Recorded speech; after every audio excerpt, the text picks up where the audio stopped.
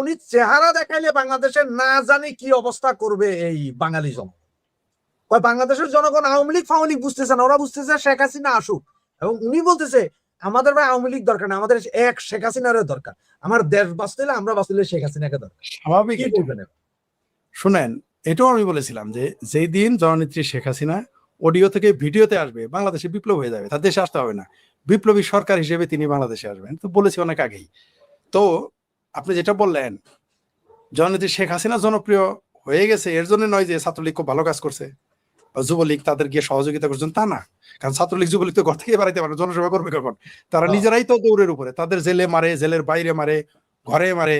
এমনকি সরাসরি যারা ছাত্রলীগ যুবলীগ করে তারা সরকারের সমালোচনায় বাড়ি ঘরে গিয়ে হুমকি দিচ্ছে, বাপ মায়ের মেরে ফেলার হুমকি দিচ্ছে, তাদের পরিবারের নারীদের ধর্ষণ করতেছে নিয়মিত, এটা আমরা দেখতেছি।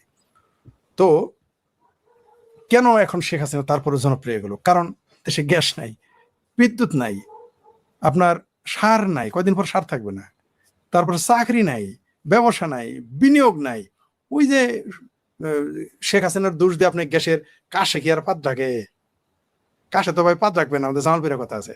তো ওইগুলো চাপা মারলে হবে যে দেশে বিদ্যুৎ নাই আওয়ামী লীগ দেয়, দেশের চাকরি নাই আওয়ামী লীগ দেয়, দেশের সার নাই ছাত্রলীগ দেয়। এগুলো চাপাতে পাবলিক বুঝবে, পাবলিক সুদূর বুদুর মানবে না। পাবলিক বলবো খেতে এখন আবাদ করবো, গ্যাস দাও, সার দাও, ঘরে ভাত রান্না করবো, গ্যাস দাও। না পাইলে পাবলিক যা করে তা করবে। সেই জন্যই তো পাবলিক মনে করেন জননেত্রী শেখ হাসিনা যে বাংলাদেশ আসলে ঘোষণা তো এমনি দেয় নাই, তারও তো খোঁজ খবর নেওয়ার লোক আছে, তারা তো তাকে জানাইছে। আমরা যেরকম বলি এর বাইরেও তো তার লোক আছে, শুধু যাদের চেহারা দেখা যায় তারাই তো আর থাকে না। ছাত্রলীগ, যুবলীগ, আওয়ামী লীগ বা আমরা যারা মুক্তিযুদ্ধের পক্ষের মানুষ কথা বলি, এর বাইরে কি তার নিজস্ব লোক নাই? সবাই কি সে প্রকাশ্যে কাজ করবে? সবাইকে দিয়ে কাজ করাবে প্রকাশ্যে, তাহলে একটা দেশ চলবে? তো তারা তো তাকে তথ্য দিয়েছে।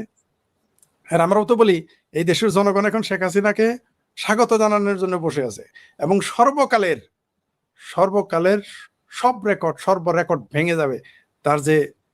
তাকে যে মানুষ অভ্যর্থনা জানাবে, সেটা তিনি বিমানেই আসুক আর রোডেই আসুক আর যেভাবেই তিনি আসেন না কেন, এই বাংলাদেশ অচল থাকবে 3 দিন, যার আগে কখনো ঘটে নাই।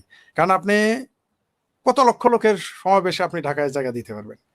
শেখ হাসিনাকে কত মানুষ যে দেখতে আসবে, অভ্যর্থনা জানাবে, এটা খোদা আওয়ামী লীগেরাই জানে না। এটা আমরা বারবার বলে আসতেছি।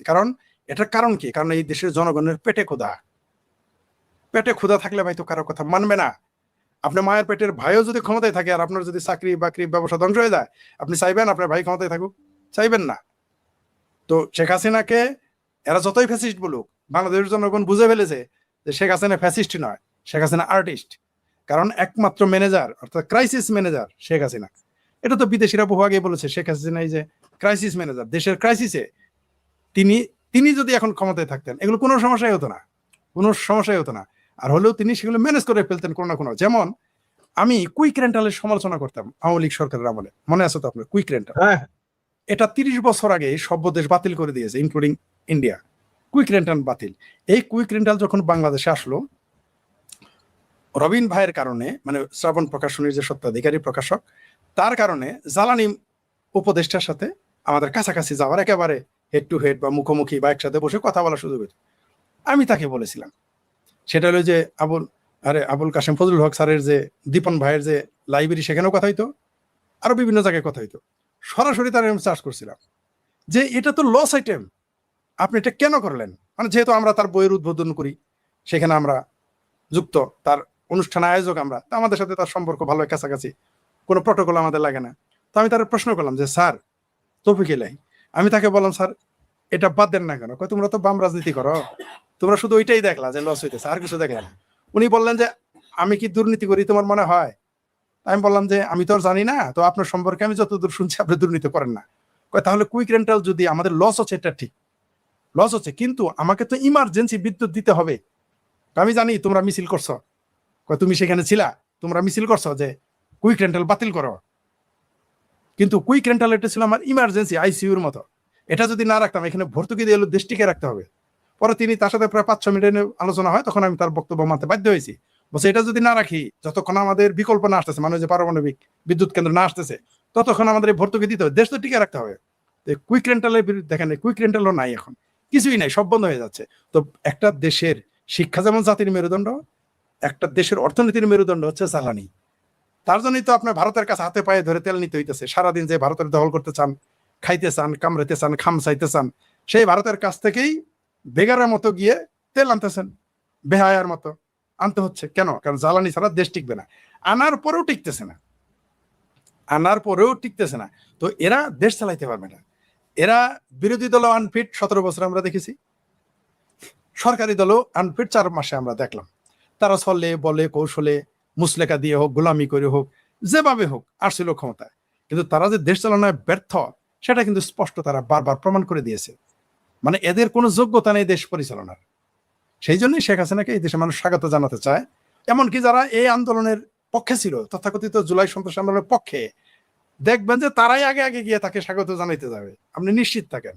কারণ হলো ভাই, ওই যে বললাম, পেটে ভাত দিলে পিঠে সয়, এরা পেটেও ভাত দেন আবার পিঠে গুতায়। এই সরকারকে মানুষ মানে, এইখানে মহিষ চড়াইতে গেলে খেতে 200 টাকা করে পার মহিষ চাঁদা দিতে হয়। তো এই দেশে আমরা বাস করি। কোন দেশে বাস করেন যে থানাতে ফোন করলে 20 লাখ টাকার চাঁদা 50 লাখ হয়ে যায়? কোন দেশে বাস করেন প্রধানমন্ত্রী খালাতো ভাইয়ের ছিনতাই হয়, ছিনতাইকারী খুঁজে পায় না? কোন দেশে বাস করেন যেই দেশের ছাত্র দলের 36 সারির নেতা বলে, ছাত্র দলের, বিএনপি না, বলে যে তারেক রহমান আসলো গাজীপুরে চাঁদা দিতে হবে? কোন দেশে বাস? এই দেশের সাধারণ মানুষের কি অবস্থা? কয়দিন পরে দেখবেন যে ভাত খেলে বলতে হবে যে প্রতিবার ভাত খাবি 10 টাকা করে চাঁদা দিবি। ওই যে প্রতি শুক্রবার তো রণধীর জয়সওয়ালের প্রেস ব্রিফিং থাকে, সেইখানে আজকে সাংবাদিকরা জিজ্ঞেস করছে, ওখানে বলছে বাংলাদেশকে অতিরিক্ত ডিজেল সরবরাহের অনুরোধ বিবেচনা করছে ভারত। জয়সওয়াল, এখন কেন এরা আন্দোলন করতেছে না যে এই ডিজেলের বন্ধ? হ্যাঁ হ্যাঁ হ্যাঁ। তারপরে ওই পাইপলাইন দিয়ে আনতেছে, যে পাইপলাইনের কথাই বদমাইশ গুলো বলেছিল যে এই পাইপলাইন দিয়ে নাকি গ্যাস নিয়ে যায় ভারত। সেই পাইপ আবার এক সচিব নাকি পশ্চিম নাকি একটা কামলা ছিল, সে তো বলেছিল পাইপ যেখানে পাবেন কাইটা ফেলে। সেই ফাতাটা এখন কোথায়? সেই পাইপলাইন দিয়েই তো আসতেছে গ্যাস, জ্বালানি তেল আসতেছে। কোথায় তারা এখন? মানে বললামই তো যে এই দেশের খাবেও, মানে ভাত খাবে ভাতারের, গীত গাবে নাঙ্গের। বাংলাদেশের বাঙ্গুদের চরিত্র এটা। ভাত খাবে ভারতের মানে ভাতারের, আর গীত গাবে যে পাকিস্তান নাঙ্গের। তাছাড়া এদের আর এদের চরিত্রটাই। কিছু কিছু নারী এরকম থাকে, যেমন আমি এক মেয়েরে দেখতাম, সে সারাদিন তার দুলাভাইয়ের প্রশংসা করে। তাই বলে, এই মেয়ে তুমি বিয়ে বইছ অমুকের কাছে, সারাদিন দুলাভাইয়ের প্রশংসা করো, এটা কোন ধরনের ফাত্রামি? আমি এত দুলাভাইয়ের প্রশংসা তাহলে তুমি তোমার বোনের খেদাই দিয়ে তুমি যা হাঙ্গা বসো। কিছু মানুষ এরকম থাকে আর কি। খাবে একজনের, গীত গাবে আরেকজনের। ভাত খাবে ভাতারের, গীত গাবে নাঙ্গের। এই বাংলাদেশে বিএনপি, জামাত, হেফাজত, চামড়া নাই পীর, চামড়া ছাড়া পীর, চিঙ্কুবাম, এরা ভারতের ছাড়া এক কদম চলতে পারবে না, কিন্তু সারাদিন ভারত বিরোধিতা করবে।